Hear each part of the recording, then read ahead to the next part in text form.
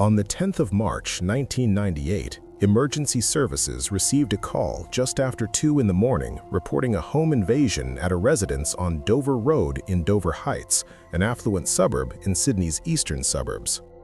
When officers arrived at the scene, they found 53-year-old Denise Govendir deceased.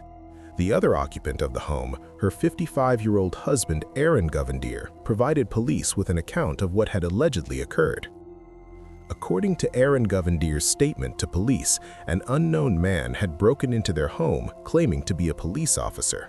He stated that this intruder struck him, rendering him unconscious, and then restrained him with cable ties. He reported that while he was incapacitated, the unknown man seriously assaulted his wife, Denise. After the attack, the intruder allegedly fled the scene in Denise's vehicle, a white 1997 Ford Laser sedan. Aaron Govendir told police he regained consciousness sometime later and immediately called for help. Officers from Eastern Suburbs Police Command, working alongside detectives from the State Crime Command Homicide Squad, commenced an investigation. They established Strike Force Guluk to examine the circumstances surrounding Denise Govendir's death. The investigation proceeded with police searching for the unknown assailant who had allegedly broken into the home. 11 days after the incident, police located and recovered the white Ford Laser that had reportedly been stolen during the home invasion. However, despite their efforts, investigators were unable to identify or locate the person allegedly responsible for the attack. The case remained open, but as time passed without significant leads, it began to cool. Between 2005 and 2008, a coronial inquest was conducted into Denise Govendir's death. The inquest examined the evidence available and heard testimony regarding the circumstances of her death. The coroner's findings confirmed that Denise Govendir had died as a result of blunt force head injury. The inquest determined that these injuries had been intentionally inflicted by a person or persons unknown. This formal conclusion established that her death was a homicide, though the identity of the perpetrator remained undetermined at that time. The case continued as an unsolved homicide for years. Then, in November 2023, more than 25 years after Denise Govendir's death, the New South Wales government announced a significant development in the investigation. Working together with the New South Wales Police Force, they offered a $1 million reward for information that could lead to the arrest and conviction of the person or persons responsible for the murder. Minister for Police and Counter-Terrorism Yasmin Catley made public statements emphasizing the commitment to finding answers for Denise Govendir's family and friends. The reward represented an attempt to encourage anyone with information to come forward, particularly those who might not have spoken to police previously or who had not provided complete information at the time of the original investigation. Detective Superintendent Danny Doherty, commander of the State Crime Command's Homicide Squad, addressed the public regarding the reward. He appealed specifically to individuals who may have held back information over the past 25 years, suggesting that circumstances change and that people who were unable or unwilling to speak in 1998 might now be in a position to provide crucial details. The Homicide Squad's Unsolved Homicide team had continued working on the case. From 2021 onward, detectives undertook a comprehensive review of the investigation. This review involved re-interviewing numerous witnesses who had been spoken to during the original investigation. Investigators also obtained fresh medical evidence that had not been available during the initial inquiry. Additionally, new forensic evidence was gathered using techniques and technologies that had advanced considerably since 1998. The detectives worked to rebuild what they described as a circumstantial case.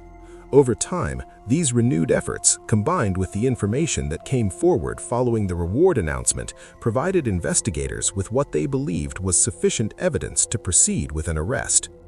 On the 15th of August 2024, approximately 26 years after Denise Govendir's death, Strike Force detectives arrested an 81-year-old man.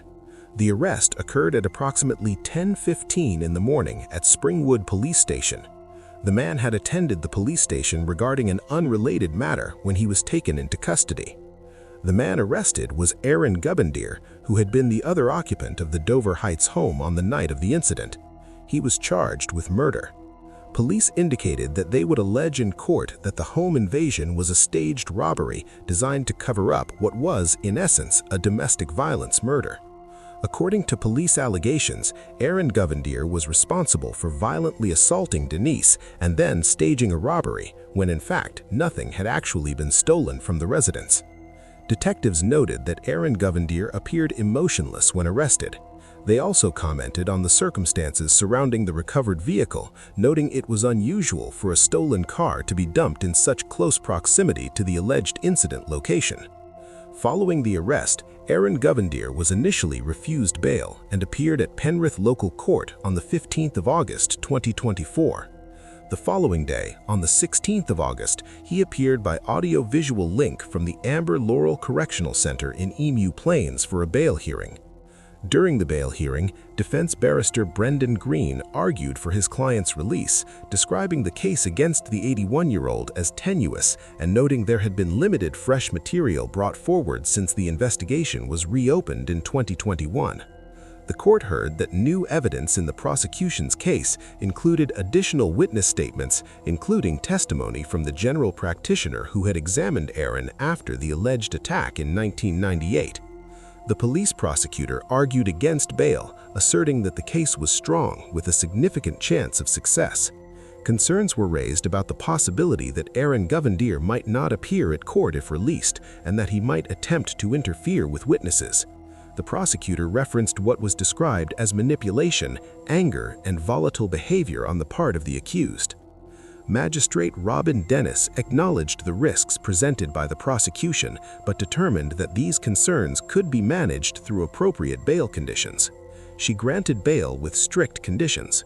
Aaron Govendir was required to remain at his Blaxland address, surrender his passport, stay away from all airports, and have no contact whatsoever with any prosecution witnesses, including his own children.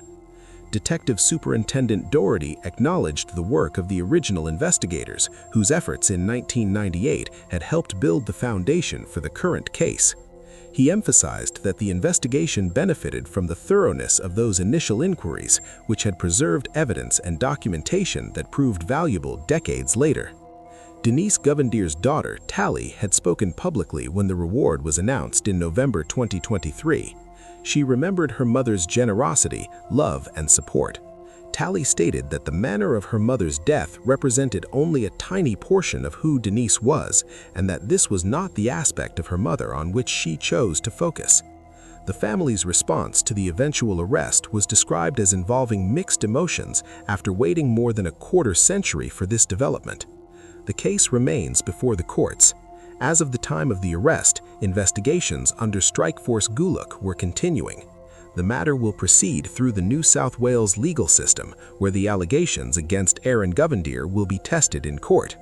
On the evening of January 10, 1977, Susan Bartlett and her brother, along with his girlfriend, shared dinner at the house on Easy Street in Collingwood, an inner suburb of Melbourne, Victoria. After watching television together, the visitors left around 9 in the evening. Police would later determine that Suzanne Armstrong and Susan Bartlett were both killed sometime later that same night. 28-year-old Suzanne Armstrong and 27-year-old Susan Bartlett were longtime friends from Benalla, a regional Victorian town. Armstrong was a single mother who had given birth to her son Gregory while in Naxos, Greece. Bartlett worked as a teacher at the Collingwood Education Centre. The women had rented the terrace house at 147 Easy Street in October 1976, 10 weeks before the murders. The property had a long corridor with 3 bedrooms leading to a rear kitchen, bathroom, and backyard bordered by a laneway. In the days following January 10th, neighbors began to notice concerning signs. A puppy belonging to the 2 women was wandering around the neighborhood. The neighbors next door observed that the back door of the house was open. They also heard Armstrong's 16-month-old son Gregory crying and distressed over a period of days. On January 13, 1977, 3 days after the women were last seen alive, the neighbors entered the house through the back door to check on the situation. Inside, they found Gregory unharmed but distressed and dehydrated in his cot and discovered one woman's body near the front of the house. Police arrived to find Suzanne Armstrong on her bedroom floor, stabbed 27 times and sexually assaulted after death. Susan Bartlett was found face down near the front door outside Armstrong's bedroom with 55 stab wounds, showing signs of attempted defense and escape. The crime scene revealed several details. The bathtub and towels showed the perpetrator had attempted to clean up before leaving via the back door. There were no signs of forced entry, though a footprint on the front windowsill suggested a possible entry point. The kitchen light was on, and no murder weapon was found. Notes were found on the kitchen table and front door. A team of 16 detectives investigated the murders, but the case quickly went cold. Victoria Police established a list of 130 persons of interest, including construction workers building at 365 Hoddle Street behind the house. A year after the attacks, authorities offered a $50,000 reward. In 2011, the case was reopened under Detective Ron Iddles. On January 15, 2017, 40 years after the murders, police offered a $1 million reward for information. Beginning in 2017, cold case detectives commenced DNA testing on dozens of suspects who had been interviewed during the initial investigation. Among those approached was a man named Pericles Courumblis, known as Perry, who had been 17 years old at the time of the murders and living approximately 230 meters away from the Easy Street home with his family. Courumblis had been a student at the same school where victim Susan Bartlett worked as an arts and crafts teacher. According to prosecutors, Courumblis was interviewed by police on January 14, 1977, the day after the women's bodies were found. Officers allegedly searched a vehicle and found a knife inside the boot. Prosecutors later claimed that Courumblis gave differing accounts to police and his friends about how he obtained the knife, telling police he found it on the ground, but telling a friend he had stolen it. When detectives approached Courumblis again in January 2017 regarding the cold case investigation, he initially agreed to provide a voluntary DNA sample, but then refused. In May 2017, 4 months after being contacted by police, Courumblis left Australia and traveled to Greece. He held dual citizenship of Australia and Greece's 20-year statute of limitations on the initiation of murder charges prevented authorities from arresting him there. On September 19, 2024, Courumblis, now 65, was arrested at an airport in Rome under an Interpol red notice. Italy does not have the same statute of limitations constraints as Greece, allowing authorities to take him into custody. His family later claimed he had traveled to Rome for a property deal and believed it was a trap. Courumblis indicated he would not fight extradition, stating he was innocent and intended to clear his name. He was extradited to Australia, arriving in Melbourne on December 3, 2024, and charged with 2 counts of murder and 1 count of carnal knowledge without consent of Armstrong. A committal hearing commenced on October 29, 2025, where 19 witnesses provided evidence over 6 days. Courumblis was represented by defense lawyer Dermot Dan. Prosecutor Zubin Menon presented crime scene details, stating Bartlett was found with 55 stab wounds and Armstrong with a polka dot nightie pulled above her chest, pools of blood beneath her, and semen stains on the carpet. The prosecution's case relied heavily on DNA evidence. Forensic officer Catherine Bradley testified about examining items from the crime scene stored for over 40 decades, including bed sheets, carpet, fingernail scrapings, and a nightdress. Courumblis's DNA was reportedly found in a vehicle in 2018 and tested against samples from the scene. Prosecutor Menon stated DNA testing linked Courumblis to several samples that were allegedly 650 million times more likely to have originated from him. The defense challenged the DNA evidence. Barrister Dan argued the decades-old samples were contaminated and unreliable. He also raised an alternate suspect, stating police in 1977 had interviewed another person they believed was responsible for the killings.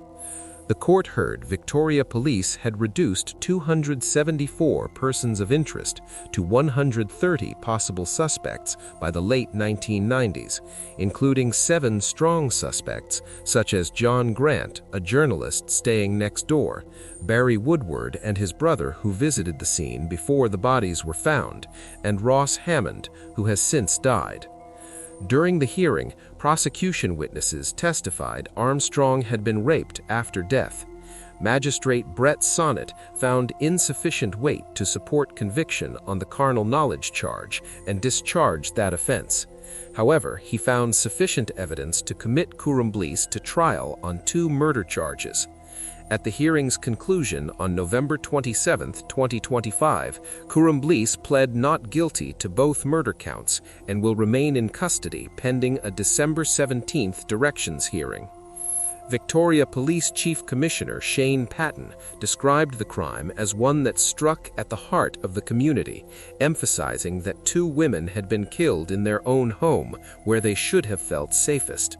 The case became known as the Easy Street murders and is considered Melbourne's longest and most serious cold case. Gregory Armstrong was adopted and raised in Queensland by his mother's younger sister. The families of both women expressed appreciation to investigators for their perseverance over the decades. They noted that for 2 quiet families from country Victoria, it had been impossible to comprehend the violent manner in which Suzanne and Susan died. The case generated significant public interest over the years. The property remained vacant for 6 years before being sold in 1983, with renewed interest when sold again in 2011 and 2017. Multiple books and podcasts examined the case over the decades. The matter now proceeds to trial in the Supreme Court of Victoria.